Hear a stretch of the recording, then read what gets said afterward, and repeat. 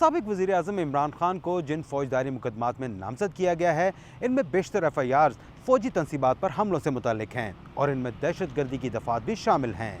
इमरान खान को रावलपिंडी में GHQ और ISI के हमसा कैंप पर होने वाले हमलों से मुतल्लिक 2 FIRs में नामजद किया गया है। इसी तरह फैसलाबाद में ISI के दफ्तर और वज़ीर दाखिला राना सनाउल्लाह की रिहाइशगाह पर हमले के मुकदमे में भी इमरान खान का नाम शामिल किया गया। मियांवाली में PAF एयरबेस और गुजरांवाला कैंट में हमला केस में भी इमरान खान को नामजद किया गया है। कानूनी माहिरीन के मुताबिक इन केसेस में इमरान खान का नाम शामिल होने के बाद पुलिस इन्हें गिरफ्तार कर सकती है।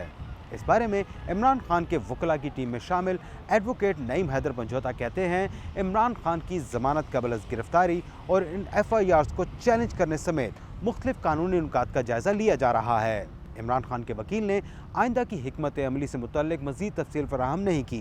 9 मई को इमरान खान की गिरफ्तारी के बाद होने वाले हंगामों के बाद मुल्क भर में दर्जनों FIRs दर्ज की गई थी, जिनमें सैकड़ों अफराद को हिरासत में लिया गया।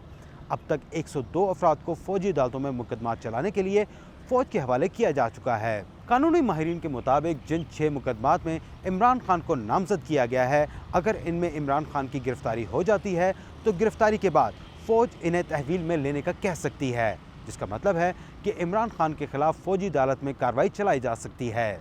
इमरान खान ने बुध को सोशल मीडिया पर नशर होने वाले अपने खिताब में कहा था कि वो फौजी अदालतों के लिए तैयार हैं और अपना दिफा करेंगे।